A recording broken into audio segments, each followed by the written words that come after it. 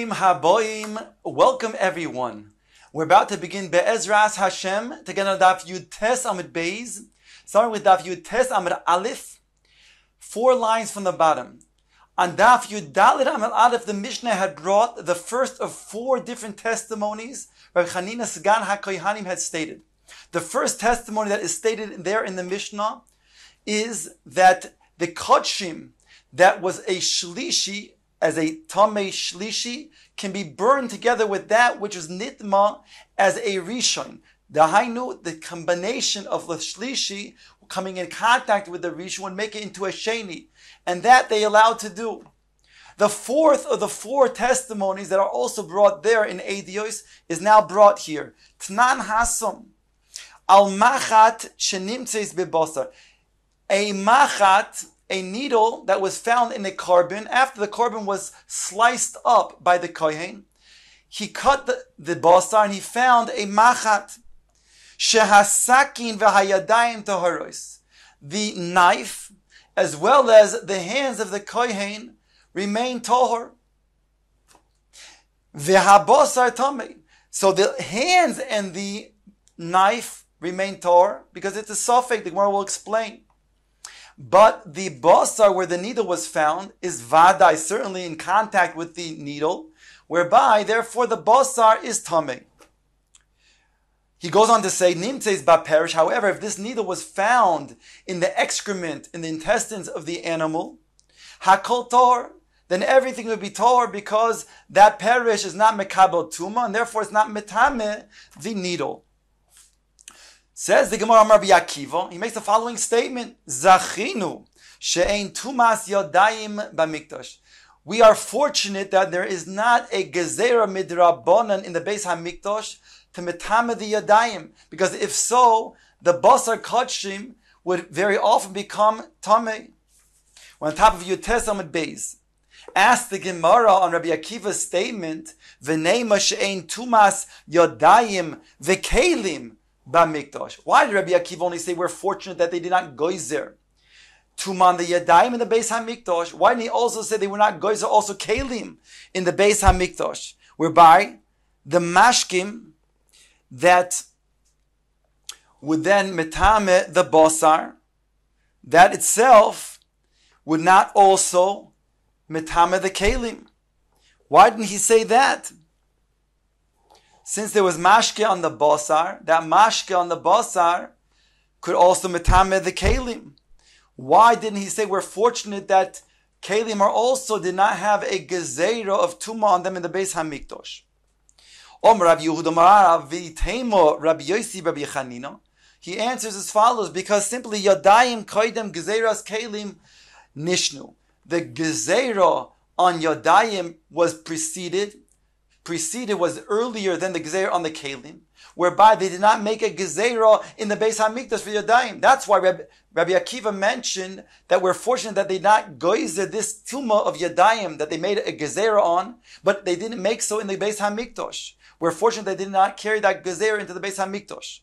But this was earlier than there was even a gezerah on kelim.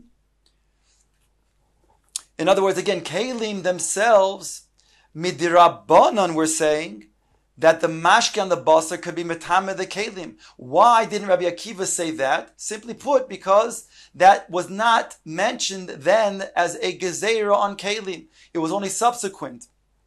Says the Gemara Amar Rave to challenge this.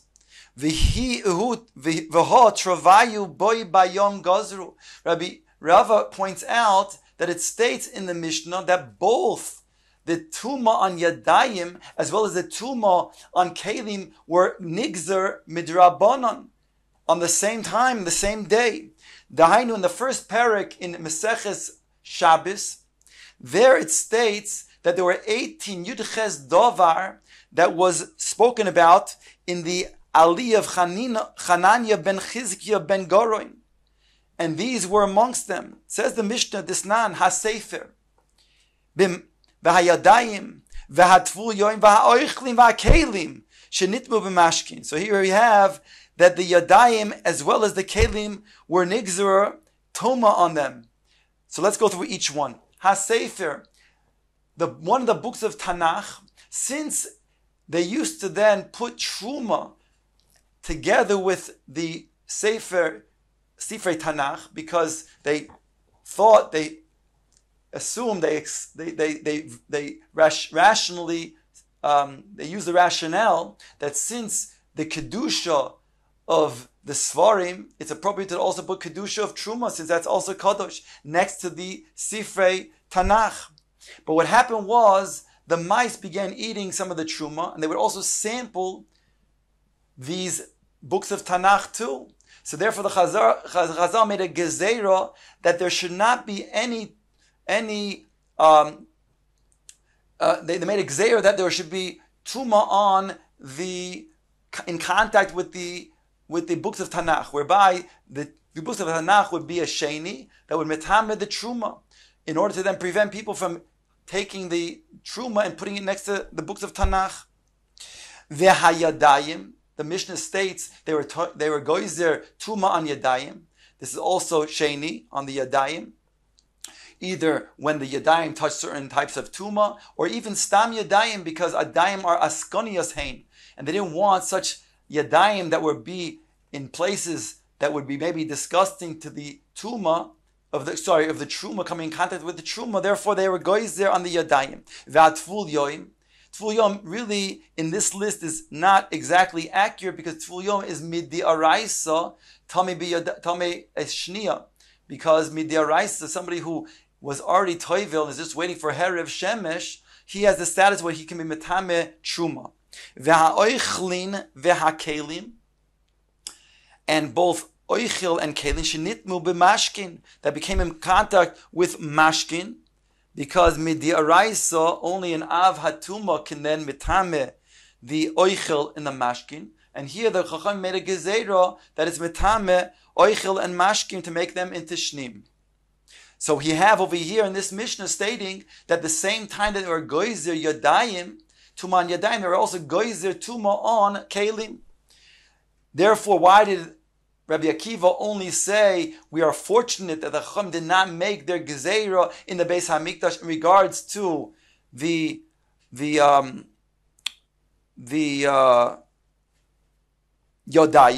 Why didn't he also say with the kelim? Answers the Gemara, Elamarove hanoch letumas sakin. Leave the tuma of sakin, because dafilu bechuli nami lo mitma. Because even the tuma of sakin, it would not become something that would become tamei in the sakin in regards to the chulin. Why? Because hi sakin denog b'mai. What did this sakin that we're talking about, what did it touch? Ilema denog b'basar. If you're going to say that it touched, it came in contact with the basar, then ha'ein oichel metame kli, oichel cannot metame kli. So that's also not going to then metame the sakin. The elo de noga b'macha. You'll say the sakin came in contact with the machat. V'ha'ein kli metame kli. So that's also not a possibility. So therefore, would not become tamei. Now the Gemara asks, going back to that fact that we said that the machat is metame the bosa, asks the Gemara, hay machat maya avidite. In what way are we talking about the machat that it's metame the bosar? Inema sofek tam machat. If we want to say that the machat is sofek, whether it's tamei or not, v'ho itma Rabbi Elazar, Rabbi Yosi, Rabbi Chanino, chad omar loy gozru al sofek harukin shebi Yerushalayim. One of them made a gezerah on the saliva that's found in Yerushalayim. So even though saliva that's found outside of Yerushalayim, we are concerned maybe it came from a zav or a zava or a nida. Therefore, they were said misafek it is tamei. But if it's found in Yerushalayim where there are not these tmeim prevalent, therefore they said it's tahor. The Chad Amar said that they were not goizer on Safek Kalim Yerushalayim, even though outside of Yerushalayim, Safek Kalim, they would say, whether if they're not sure if it's Tamei or Torah, they would say that it was Tamei, but in Yerushalayim not, again for the same reason, because those who are Tamei are not necessarily found prevalent in Yerushalayim. So therefore, ask the Gemara, why is it over here that we're saying that the Machat, if it's Safek, well, then metame the basar we're talking about in Yerushalayim in the Beis Hamikdash. Answers the Gemara Amar Yehuda Marav Kigoin She'ov Deloy Machat Tamei Meis v'hikira bebasar. We're talking about a machat that was tamei meis, and that machat now is an avatuma, because they're in contact with the mace, as the Gemara will shortly explain. And therefore, since that machat, which we are recognizing, the Kohen recognizes, which has a tuma mace on it, it's an avatuma, then it's metame the basar. Rabbi Yossi Rabbi Chavin Omar, he explains differently. Kigon shahaisa para chasuma oba michus liyushalayim. He says the machat that we're talking about over here was indeed a machat that was safek, but it came from outside of Yerushalayim on the muzzle of the para. Then, while it was still outside of Yerushalayim, then there was a machat, that part of this muzzle that was swallowed by the para, and then was subsequently found when it was cut up. Therefore, misafek, this basar is going to be tamei, this machat will be tamei, metame the basar. Says the Gemara now, Gufa, bringing back the previous statement. Rabbi Elazar, Rabbi Yossi, Rabbi Chanina. Chad Omar loy gazu al safek harukin shebirushalayim.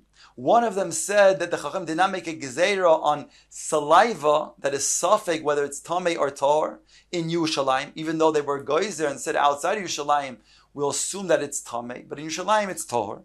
V'chad Omar loy gazu al safek hakelin shebirushalayim. And while the other ones said they were not geyser on Safek Kalim, we don't know if it's Tamei or Torah in Yerushalayim. Outside of Yerushalayim, yes, but inside Yerushalayim, there was Torah. Ask the Gemara, Roikin Tanina. The Kalim Tanina. We already learned Roikin, we already learned Kalim. In other words, why do these Amoraim tell us this din? We already know from a Mishnah as follows, Roikin Tanina. This nan, it states in the Mishnah, Gabei roikin, Gabei saliva, kol harukin hanimtsoin biyushalayim tahirin. All of that roik, that saliva that's found inside of Yushalayim, even though we don't know if it's Torah Tamei, tahirin. Chutz mishel shuk ha'elin, with the exception of the shuk ha'elyon, because that shuk ha'elyon has tmeim prevalent over there. So therefore, why did they state over here the statement that we had before, that lo gozu al safik harugim b'Yerushalayim? It's already a meferish Mishnah. Answers Gemara Lotzricho af agav di ischazek zov. Here we're talking about a scenario that even if we have seen a zov there in Yerushalayim, and therefore could possibly be that the roik came from this zav, still we're saying that misafek it is Torah in Yerushalayim, and that's why it was necessary to hear the statement that lo gozu al safek harukin sheb Yerushalayim, even in such a situation of a zav being seen on the premises of Yerushalayim. Ask the Gemara now, Kalim Tanina. We also learn Kalim in a Mishnah. Disnan kol hakelim hanimtsoim b'Yerushalayim derech yerido lebeis hatvila tmei. So here we have it stated in the Mishnah that in the derech yerida, where they would go down, the derech that would go down to be matbil kelim that are tmeim, there on that, if you found a kli on that derech, then it would be tamei. But the diuk is, however, everywhere else, however, it's tahor. That means to say anywhere else in Yerushalayim is going to be tahor, such a kli. So why do we have to have the statement that states before that lo gozu al savik hakelim shebiyushalayim? It's already stated here in the Mishnah. Ask the Gemara, Taimei, according to your rationale, ema seifa. Take the seifa of this Mishnah that says as follows: derech aliyah taharin. If you find a kli derech aliyah, it's taharin. By the way, they had two different drachim. One derech that would be yerida, going down to be toivel the matbil the kelim, and a separate derech going up so that they wouldn't come in contact with each other. So here it states in the Seifa, if they found a kli on the derech of aliyah, then it would be tarin. However, there's a diuk. Ha da alma tmein. The same way that you're making a diuk in the ratio, let's make a diuk in the Seifa. And it'll be an opposite diuk. If you found, therefore, anywhere else in Yerushalayim, a kli that is safek, we'll assume that it's tamei. Answers the Gemara, El Reisha davka v'seifa lav davka. The Reisha is davka dahainu. When the Reisha says that you found a kli on the derech yerida, it's tmein, then we do make a diuk and say everywhere else it is tahor. However, the Seifa that says if you found the kli in derech aliyah, then it is tahor, everywhere else we don't make the diuk, then it's lav dafka. Ula apuke gaz yasa, to exclude those short alleyways that are in the vicinity where people do sometimes go up and down from being matbil their kelim. If you found a kli there, misafik, it is tamei. And that's what he's saying over here. Everywhere else, however, loy gozu on kelim should be Yerushalayim. And that's why we need that statement. The Gemara now says, bringing back what we said before, that the machat that we're talking about before, that is mitamed the basar, according to the opinion of Rav. Ula Rav domar kigon sha'ov the loy machat tamei meis vihikira bebasar. The scenario is that the kohen cut up the basar. He found a machat that he recognized as being in contact with a mace, had been in contact with a mace, so it has tumas mace on it. And it says it's an avatuma, kigivan the omar mar, bechalal cherev, since the pasuk says chalal cherev. Now why is it necessary for the pasuk to teach me how the person died through a cherev? Just say it's a chalal, a dead body. Elamai, we learn, cherev harehu kechalal. The same way that the chalal is an avatuma, so too the cherev has the same degree of tuma. Odam v'kelim nami litame. So therefore, ask the Gemara, according to that, if the machat therefore is an av hatuma, so let's say it also is metame, the odam and the kelim. Why not? Answers the Gemara, Omrav Ashi, granted is metame the basar, but it's not going to metame the Adam and the Kelim. Why? Because Zoisai Meres, Azara Rishus Harabim Hi. The area where the animal was shechted and was cut up in the base mitbechaya, that is the Azara, and that has the din of a Rishus Harabim. And therefore, Vahavale Safek Tumas Rishus Harabim, because Safek Tumas Rishus Harabim, Sfeiko Torah. And we have a klal, when you have a Safek, that we're not sure if it's Tamei or Tohor, in the Rishus Harabim, the din is Sfeiko is Tohor. So therefore, when it comes to the Machat, that is an Avatuma, that is in contact with the Basar, certainly it's Metame the Basar. But if it's a Safek, whether it's also came in contact either with the Yadayim or with the Sakin, with the knife, then we say Sfeiko Tohor in the Rishus Harabim. Ask the Gemara the following diuk: however, if it was in a Rishus HaYachid, let's say the Azar was not a Rishus HaRabim. Now, by the way, the Azara, even though it has walls around it, and for purposes of Hotzah, let's say on Shabbos, it would be considered a Rishus HaYachid, but it has a din of Rishus HaRabim Gabei Tuma. And ask the Gemara, but the diuk would be, if it was a Rishus HaYachid, then indeed the suffix would make it Tamei. Ask the Gemara, Michti, is that so? Hai machat davar she'ein bo das li shoelhu. The machat is something that does not have das and cannot be asked. And we have a klal, if there's an inanimate object like this is, we don't have the ability to ask the knife whether it was mekabel tumo or not. So therefore, misafek, the din is that it's tahor. Now, where do we learn this from? The soita woman. The soita woman who was warned not to be alone with a certain man, and then had yichud with that man, she's considered to be tamei. And we ask her if indeed she was nitma together with this man and committed adultery or not. So she is the paradigm, she is the example of something that's able to be asked because she has das. And therefore, misveko, we say she is tamei. But an inanimate object, like the case of the sakin, the knife over here, it can't be asked. So therefore, misafek, it is tohor. That's the Gemara's question. On that, the Gemara answers, Mishum dahabe safek tuma haba bidei adam. Since it was the kohen who was cutting with this knife, so it comes from a ma'isa of the kohen, and therefore, such a situation, sfeiko is tamei, because there we could ask the kohen. And we have the precedent that Rabbi Yochanan stated that any safek that comes bidei adam, so even if it's the knife, but it's being held by a person through the actions of a person on top of Chof Amid Aleph, then Nishan Aleh, then they have to then to be determined and come into Bezdin and determine whether it is Tamei or not. And now Rabbi Yochanan adds, Afilu bekli munach al gabe karka. B'dav sheyish bo das lishoil. Even if it's a kli that's sitting there in the karka, and you have, let's say, a kohen that is carrying a dead sheretz, and he's walking next to that kli, it's not clear whether he brushed upon the kli or not. There it's a situation where we say that misafek, it is going to be tamei. Because again, it comes from the actions of a person. Now, even though the person is not holding onto the kli here, it's the person that is holding onto a dead sheretz, but that itself is considered to be enough to make it Rabbi Yochanan, so that misafek, it is tamei, because you can go ahead and ask, it's considered to be the actions of an adam. What would be a case, therefore, that an inanimate object is not nisholin, doesn't have das, and therefore misfeko, it is tahor? If you just had on the ground a kli, then you don't know whether the dead sheretz that is beside, that is a little bit further away from the kli, came in contact with this kli or not. Then we say, misafek, it is tahor.